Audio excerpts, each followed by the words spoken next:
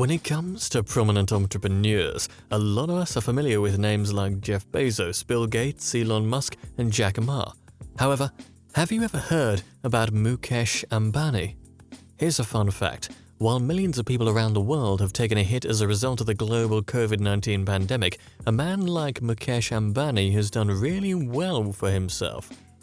In the space of 8 months, his wealth increased by around $22 billion. Valued at over $85 billion, Mukesh is currently on the list of top 5 richest people in the world. His company, Geo Platforms, which focuses mainly on e-commerce, has attracted big investors like Google and Facebook. In this video, we'll explore the Ambani story and how Mukesh Ambani grew his multi-billion-dollar empire. Let's get it on. The Ambani story definitely has the ring of an entrepreneurial fairy tale. While one brother has managed to grow his empire, the other has not done so well in a number of businesses. The story begins in a small village called Chowad in India on December 28, 1932. Dheeraj Lal Hirachand Ambani was born to a village schoolteacher and his wife. Ambani was the third of 5 children, growing up in a family of modest means. At age 17, he migrated to Arden to join his brother. There, he secured a job as a clerk at A. Bessa & Co. This was the largest transcontinental trading firm east of Suez in the 1950s. As a young chap, he learned trading, accounting, and other business skills on the job. By 1958, now 26, Ambani decided to return back to India and settled in Bombay, now Mumbai. He began a spices trading business afterward, calling his nascent startup Reliance Commercial Corporation. Shortly after, he expanded into other commodities, following a strategy of offering higher quality products at lower profit margin than his competitors. His strategy panned out well, and his business grew quickly. Upon noticing that his business had gone as far as it could with commodities, Ambani turned his attention to synthetic textiles.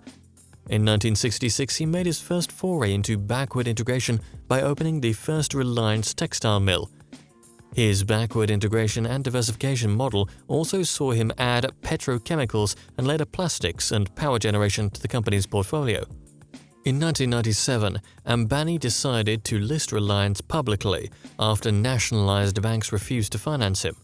Whilst critics claimed that his rise to fame was due to political manipulation, corruption, and engineered raids on competitors, Ambani was able to navigate a rather stodgy economy and crippling government regulations. He also proved to investors that he was the right man for the job due to his charisma, visions, and handsome dividends the company offered. He has often been credited with introducing the stock market to the average Indian investor, with thousands attending the Reliance annual general meetings. By the late 1980s, Reliance had become quite dominant and in some cases exclusive as the domestic manufacturer of a certain range of key petrochemicals. I'll have to say it, I think Ambani was a really smart businessman. He knew how to play the lobbying game just right. Until the 1990s, some of the biggest hurdles for Indian companies was the so-called license Raj, an ever-changing system of import quotas, price controls, and permit requirements. Ambani found a way around all of its strictures. Here's what he did. He maintained an office building on the outskirts of Delhi, filled with retired bureaucrats. Their job was to keep an eye on their former colleagues, so they were made to track the ages of senior government officials' children. By the time the children reached university age, they were offered Reliance-funded scholarships to study abroad. Can you now see where the allegations of political manipulation and corruption came from? According to former employees, Reliance would send mailroom assistants at important ministries boxes of sweets during Diwali, and each box typically contained a small piece of gold or silver hidden inside. This was common amongst most Indian businesses, but it was also a reminder to mailroom assistants to keep Reliance informed on what their superiors were working on. Ambani borrowed the same incentivized approach to raise his boys, Mukesh and Anil, who were born in 1957 and 1959 respectively. On weekends, he would lead them on incentive-oriented outings. For instance, hiking for 10 kilometers in the rain could fetch a box of mangoes as a reward. and peradventure they went out of line while guests were visiting, Ambani would confine them for 2 days in the garage on water and roti. There was never any doubt that the duo would later join the family business. By their mid-20s, they'd assumed prominent roles in the family business, while Mukesh worked as a hands-on manager of facilities. His brother Anil functioned as an executive, dealing with government officials, investors, and the press. By the mid-1980s, Ambani had already handed over the day-to-day running of his company to his sons. He continued to oversee the company until shortly before his death in 2002. With Ambani out of their way, it was time for Mukesh and Anil to forge their paths.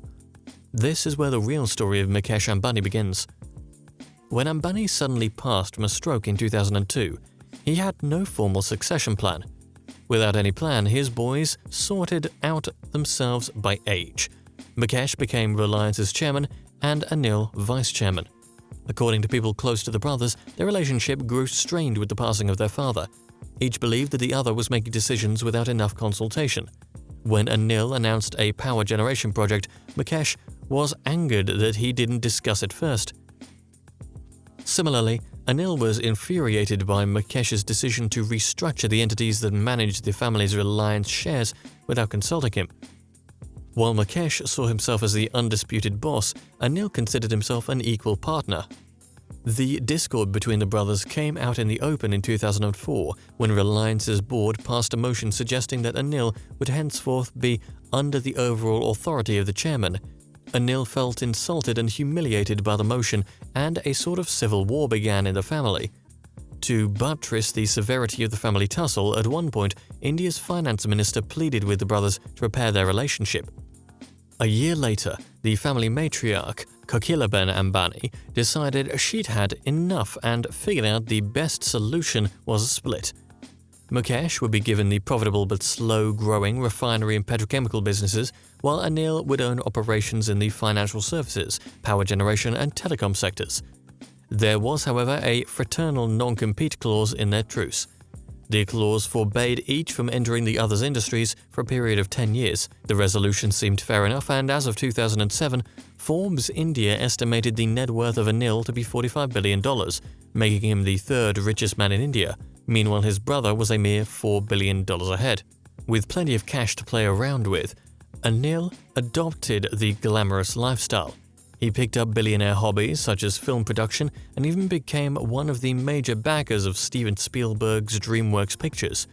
He'd often invite members of Mumbai's elite to screenings of upcoming releases at his home.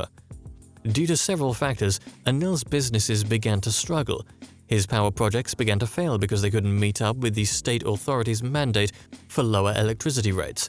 It also became clear that the technology for his national mobile network was becoming obsolete and he would need to rebuild it from scratch. Mukesh, on the other hand, was steadily raking in more than $40 billion from his company every year. With his brother struggling, he saw an opportunity. Remember that Mukesh was given the refinery and petrochemical business? Well, as part of the 2010 deal to supply natural gas to his brother's failing power plant projects, Mukesh insisted that the non-compete clause be annulled. Mukesh had his eyes on India's telecommunications sector. At that time, more than half of India's population didn't have a mobile phone. In 2016, Mukesh unveiled Jio, a mobile operator that promised much cheaper rates than competitors. In an interview promoting the launch, Mukesh said, "Mobile internet will be the single most defining technology of this century for human development.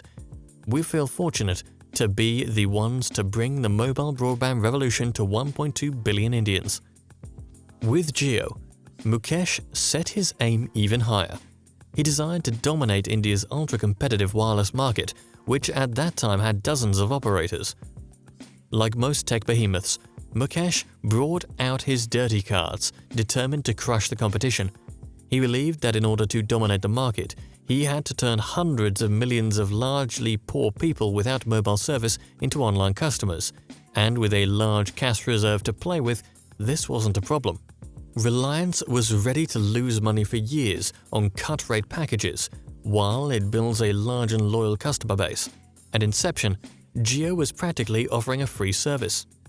This was offered as an extended beta test to what competitors claimed was up to 3 million customers. When the brand went national, its data rates were the cheapest in the market with no charges for voice calls. Rivals accused Jio of predatory behavior, and in no distant time, Jio knocked out a lot of its competitors, including Reliance Communications owned by Anil. While Mukesh was waxing stronger in business, his brother Anil went from grace to grass. In 2019, Reliance Communications filed for bankruptcy, and Anil was summoned to answer a criminal contempt charge. Just like his father, Mukesh aligned his business with government policies and officials. Mukesh will often pitch initiatives that complement Modi's nationalist policies. For example, the plan to keep Indian user information onshore to avoid data colonization aligns with government policies. The businessman has also capitalized on some important regulatory decisions. In 2018, Walmart spent $16 billion to purchase Flipkart, India's largest homegrown e-commerce business. Just after the deal, the government unveiled stringent new rules on online retail and forbade foreign companies from selling their own inventory. Walmart had to pull thousands of items from its Indian shelves. Meanwhile, a few weeks later, Mukesh announced that Reliance was entering the online shopping business. Mukesh Ambani is not your typical success story or Silicon Valley entrepreneur. He took an already successful business from his father and turned it into India's most valuable corporation by a comfortable margin. The lesson here is that the business landscape is not always sunshine and rainbows. Whilst it's best to remain ethical in your business dealings, you need to understand your environment and play accordingly.